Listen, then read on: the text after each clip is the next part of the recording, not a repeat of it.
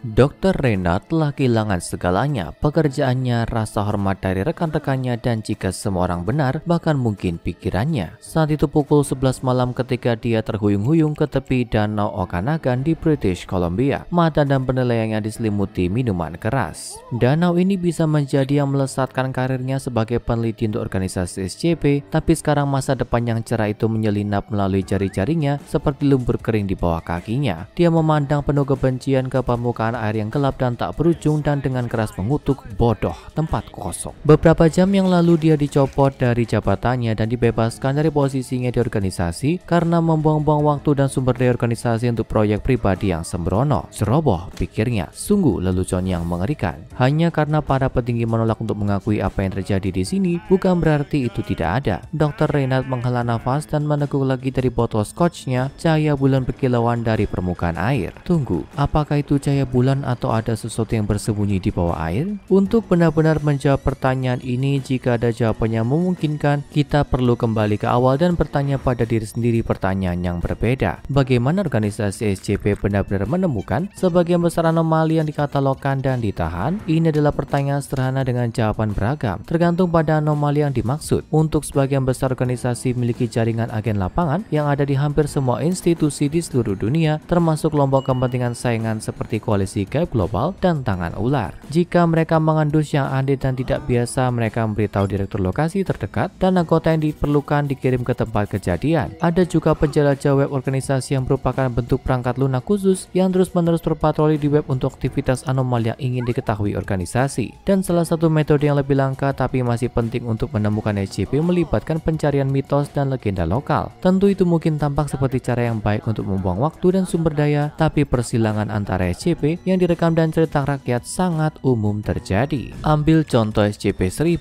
kera yang sebelumnya sangat cerdas yang hampir merupakan spesies dominan di bumi sampai manusia dan dewa hutan tertentu yang pelin-pelan melakukan trik kotor pada mereka. Mereka lebih dikenal oleh sebagian besar warga sipil sebagai Bigfoot atau Sasquatch yang legendaris, mungkin kriptid paling terkenal sepanjang masa, atau SCP-1337, sang penumpang entitas spektral anomali yang bermanifestasi dalam mobil orang-orang yang tidak menjemputnya dan melakukan tindakan kekerasan yang mengerikan terhadap mereka. Dia sangat mirip dengan legenda yang dapat kamu temukan tidak hanya di seluruh Amerika Serikat, tapi juga di seluruh dunia tentang para pejalan kaki hantu yang menyusup ke dalam mobil para pelancong yang tidak waspada dan menakut-nakuti mereka setengah mati, atau lebih buruk lagi jika kamu tidak beruntung. Kasus lain di mana mitos dan legenda mengarahkan organisasi SCP ke arah yang benar. Dan tentu saja ada SCP-136, boneka telanjang yang menakutkan. Ini adalah boneka anak-anak yang hampir tidak berbentuk yang ditemukan di dalam rumah yang ditinggalkan, tapi kehadirannya dalam waktu lama dapat membuatmu menjadi korban penampakan yang menyesatkan yang akan membuatmu setengah gila karena ketakutan. Ini memiliki efek psikologis yang merugikan pada orang-orang sehingga organisasi secara kontroversial menggunakannya sebagai metode penyiksaan selama sesi interogasi yang ditingkatkan dengan anggota kelompok kepentingan yang ditangkap. Dan bagaimana mereka menemukannya? Organisasi melacak desas-desus lingkungan tentang rumah berhantu dengan penghuni yang diduga supranatural. Jelas, ketika sepertinya itu benar-benar mendapatkan hasil, tidak ada mitos atau legenda lokal yang terlalu besar atau terlalu kecil untuk menjamin penyelidikan dari organisasi SCP. Dengan pola pikir inilah Dr. B. Renard yang lebih muda, lebih bahagia dan tidak terlalu mabuk berangkat bersama timnya ke Danau Okanagan untuk mencari apa yang disebut penduduk setempat sebagai ogo-ogo yang legendaris. Kita semua pernah mendengar tentang monster Loch Ness, monster danau dari Skotlandia yang telah membuat heran selama lebih dari satu abad dan mungkin terkait dengan dua SCP serupa lainnya, yaitu SCP-3934 dan SCP-5533. Tapi ogo-ogo adalah jawaban Kanada untuk Nessie yang kuno. Sementara monster Loch Ness menyerupai Plesiosaurus, ogo-ogo jauh lebih ke ular dengan tubuh melingkar panjang ditutupi sisik hijau. Ekornya yang panjang dikatakan mampu menciptakan badai ganas di sepanjang permukaan air dengan cambuknya yang ganas, membunuh banyak petualang malang yang berani datang terlalu dekat. Nama ogo-ogo juga merupakan palindrom yang artinya dibaca maju dan mundur itu sama, dan diyakini berasal dari lagu baru dari tahun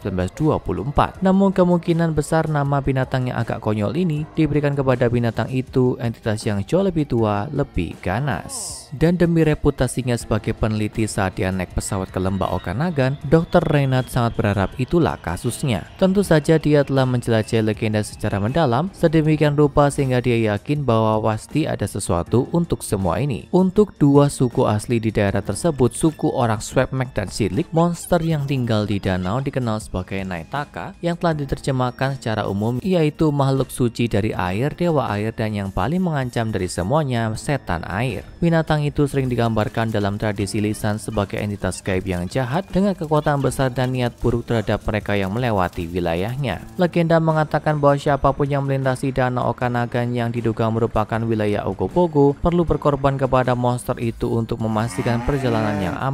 Mereka yang menolak untuk memberikan pengorbanan yang diminta binatang itu akan meminta banyak korban. Di mangsa atau diseret ke kuburan berair tidak pernah terlihat lagi. Dan monster itu juga bukan hanya cerita rakyat lama. Penampakan kontemporer telah ada sejak tahun 1873 dengan warga dan orang-orang negara pertama sama-sama melihat Ogopogo yang menyeramkan di tahun-tahun berikutnya. Dr. Renat telah meneliti file pada ratusan penampakan. Ada sejumlah insiden di tahun 1980-an sedemikian rupa sehingga kelompok lingkungan Greenpeace bergerak untuk makhluk itu diklasifikasikan sebagai spesies yang dilindungi. Tentu saja sumber resmi memutuskan menentang gagasan itu, mengklaim bahwa tidak ada penampakan yang substansial. Pada tahun 1992, sosok besar yang difilmkan di bawah air keruh di danau Okanagan dianggap sebagai binatang legendaris. Namun FBI melangkah untuk menyangkal validitas kasus ini, menyatakan bahwa binatang itu jauh lebih mungkin menjadi puing-puing yang jatuh dari pohon lokal, mengecewakan pecinta yang aneh dan tidak biasa di mana-mana. Pada tahun 2011, hampir 20 tahun kemudian, ada lebih banyak rekaman video penampakan yang menunjukkan bentuk gelap besar bergerak di bawah permukaan danau Okanagan. Namun klaim ini sekali lagi dibantah oleh semua pihak luar, mengklaim bahwa bentuk binatang di bawah air itu lebih cenderung adalah sepasang kayu gelondongan. Mengecewakan. 2018 adalah tahun yang menyenangkan bagi Ogopogo dengan 3 penampakan berbeda dari makhluk itu dilaporkan pada waktu yang berbeda sepanjang tahun. Saksi mata menggambarkan makhluk itu sebagai ular raksasa panjangnya sekitar 50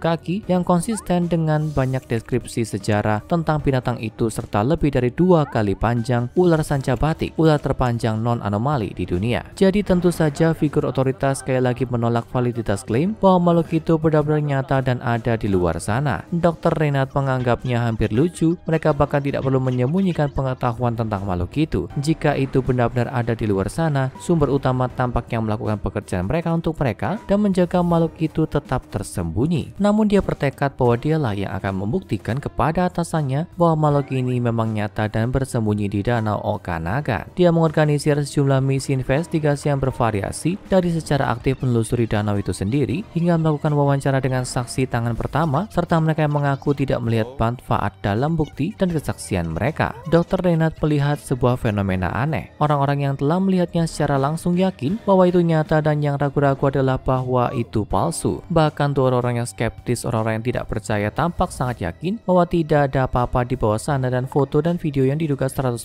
palsu. Tes diagnostik awal ke dalam danau yang diawasi langsung oleh Dr. Renat tampaknya menunjukkan makhluk yang jelas-jelas berada di bawah sana. Dia menemukan kesaksian langsung itu menarik dan konsisten dengan apa yang dia dan timnya lihat sekilas. Jadi mengapa orang-orang begitu bersikeras bahwa tidak ada apa-apa di bawah sana? Itu hampir seperti Ogopogo benar-benar mistis seperti yang dikatakan legenda bangsa pertama, dan itu membuat mantra pada semua orang yang tidak percaya. Saat itulah Dr. Renat seperti tersambar petir yang sempurna. Mereka tidak hanya melihat ular laut yang sangat besar dengan umur panjang yang tidak wajar di sini, mereka juga melihat ular laut dengan kekuatan berbahaya yang disadari. Ini adalah binatang dengan mekanisme pertahanan yang sempurna. Hanya mereka yang melihatnya dari dekat akan benar-benar percaya bahwa makhluk itu nyata. Siapapun yang mengetahuinya melalui sumber sekunder akan mengalami keadaan tidak percaya yang ekstrim. Tak seorang pun kecuali mereka yang melihatnya secara langsung akan pernah percaya bahwa itu ada, dan dengan demikian bahwa mangsa yang paling cerdas pun akan menurunkan pertahanan mereka di sekitar wilayah kuasaannya. Pemburu anomali yang elegan dan berbahaya, Dr. Renat telah menemukan dirinya lawan yang layak dan lawan yang akan membantunya meraih prestasi di organisasi. Dia menyusun file dan memberinya sebutan SCP-1933 sebelum mengirimnya kembali kepada supervisornya. Mereka membalas mengatakan mereka tidak merasa seolah-olah ada cukup bukti untuk menganggap entry ini layak untuk dimasukkan. Jika Dr. Renat ingin agar apa yang disebut Ogopogo bermartabat dengan masuk ke arsip organisasi SCP, dia perlu bukti dengan benar. Itu menimbulkan masalah bagi Dr. Renat. Bagaimana dia bisa memberikan dokumentasi dan bukti untuk makhluk yang memiliki kekuatan anomali yang menentukan untuk membuat semua dokumentasi dan buktinya sendiri tampak palsu? itu, dia terjebak di antara pilihan dengan hanya satu solusi, ciptakan bukti makhluk yang paling tidak dapat disangkal berkualitas tinggi yang pernah dilihat dunia. Tidak lama kemudian atasannya di organisasi SCPK menerima file video dari Dr. Renard. Menurut catatan di laporannya, dia membuat jebakan menggunakan bangkai rusa untuk memancing makhluk itu keluar dari air dan merekam video HD tentang itu makan. Ketika para peneliti senior berkumpul untuk menonton video tersebut, mereka tercengang. Itu sebuah animatronik, setelan karet murah di sekitar robot yang buruk, seperti sesuatu yang kamu lihat di taman hiburan. Berapa banyak yang Dr. Renard habiskan untuk lelucon absurd ini? Apakah dia pikir ini lucu? Terlepas dari protes Dr. Renard, dia ditegur dengan keras karena pemborosan sumber daya organisasi ini. Tingkat objek pada file 1933-nya dialihkan ke terungkap, yang berarti penjelasan rasional dan non-anomali untuk fenomena yang diamati telah ditemukan, didiskreditkan, dan slot 1933 malah diisi dengan pria gemuk aneh berpakaian seperti Sinterklas yang cairan tubuhnya semuanya adalah Irish cream. Penghinaan pamungkas. Dr. Renard tidak memiliki apa-apa dan kita bergabung dengannya sekali lagi di tempat kita mulai. Dengan Dr. Renard yang mabuk berdiri di tepi danau Okanagan menatap penuh kebencian ke dalam air ketika sesuatu tampak bergerak di bawahnya. Jika Dr. Renard berteriak malam itu, tidak ada seorang pun di sana yang mendengarnya. Jenazahnya dikeruk keluar dari danau keesokan harinya. Penyebab resmi kematiannya terdaftar sebagai tenggelam setelah kecelakaan berperahu yang sial. Meskipun perahu yang dimaksud tidak pernah ditemukan. Laporan bahwa mayatnya ditemukan setengah dimakan, sebagian besar telah ditepis sebagai rumor. Lagi pula tidak ada yang namanya Ogopogo. Sekarang tonton SCP-1861 kru HMS Winter Shamer dan horor hujan pencuri tubuh SCP-3300 untuk anomali akuatik yang lebih berbahaya.